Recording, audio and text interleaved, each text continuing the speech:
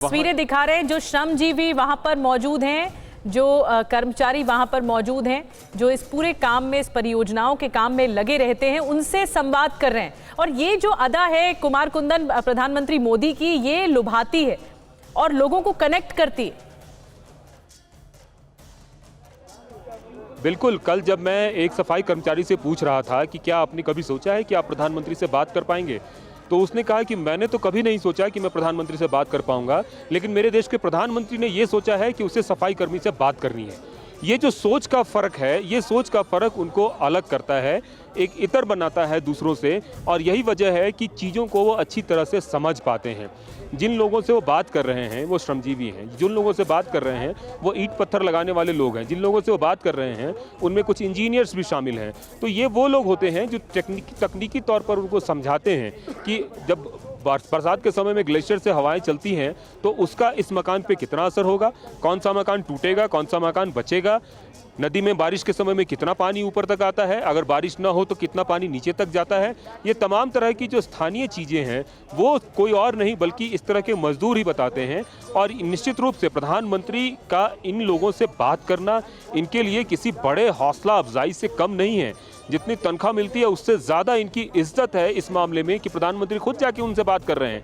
आप यकीन मानिए, आज सुबह की बात बता रहा हूँ, सुबह तकरीबन 5 बजे यहाँ -6 डिग्री टेम्परेचर था, और जब प्रधानमंत्री आए हैं तो उस समय मुझे लगता है कि -3 डिग्री के आसपास टेम्परेचर होगा।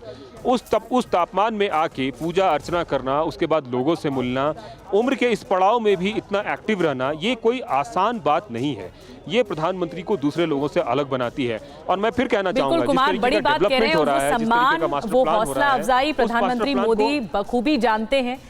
जो श्रमजीवी वहां पर हैं, जो कामगार वहां पर हैं, उनका सम्मान करना, उनका हौसला बढ़ाना प्रधानमंत्री अच्छे से जानते हैं। हमारे साथ पंकज जी भी मौजूद हैं सीधे बद्रीनाथ धाम से, क्योंकि केदारनाथ धाम के बाद अगला जो कार्यक्रम है प्रधानमंत्री मोदी का, वो बद्रीनाथ धाम जाकर पूजा अर्चना करना है। जल्दी से पंकज के पास चलते हैं। पंकज, इस वक्त तस्वीरें वहां से दिखाइए, क्योंकि वहां पर भी इंतजार हो रहा है बेसब्री से प्रधानमंत्री मोदी का। जी हाँ, बिल्कुल। मैं तो एक मठ की छत पर हूँ, जैसा कुंदन बता रहे थे। यहाँ भी जब आएंगे तो बद्रीनाथ मंदिर जो है, देखिए जहाँ सजा हुआ है अभी, और वहाँ पर आएंगे ठीक 11:30 पर। आधे घंटे तक वो पूजा पाठ करेंगे, आपको बताऊँ। और जो विधि विधान से तुलसी और ये सब सारी चीज़ें लेके, जो रावल परिवार होता है जो पूजा कराता है, उन्होंने हमें विधिवत तरीके से बताया किस तरीके से संकल्प लेंगे, वो राष्ट्र के नाम पर संकल्प लेंगे, तो पूजा पाठ करेंगे बद्रीनाथ धाम मंदिर में। और उसके बाद आगे का जो हिस्सा है, वहाँ पर एक अलकनंदा नदी जो बहती है, वहाँ पर एक रिवर फ्रंट की प्लानिंग है।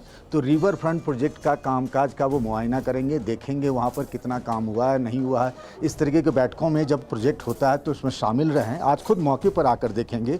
और फिर जो आखिरी माना गांव है भारत चीन सीमा पर जो है, वहाँ पर उनकी जनसभा है। और हेमकुंड साहब जो सिखों के लिए बहुत पवित्र स्थान है, वहाँ पर एक प्रोजेक्ट का वो आज शिलान्यास करेंगे। तो ये कुल मिलाकर उनका यहाँ का कार्यक्रम है प्रधानमंत्री नरेंद्र मोदी का। और पंकज, वहाँ पर मौसम भी ठीक बना हुआ है। जी हम बिल्कुल, देखिए ना, पीछे आपको दिखाता हूँ कैसे मौसम खिला हुआ है। यहाँ पर धूप है बिल्कुल। कल मौसम बहुत ख़राब हो चला था यहाँ पर, और लेकिन आज बिल्कुल, कल जिस तरह कड़ाके की ठंड थी, बूंदाबांदी थी, बर्फबारी भी हो रही थी, लेकिन आज बिल्कुल मौसम खिला हुआ, मौसम साफ है। मंदिर की छटा देखिए।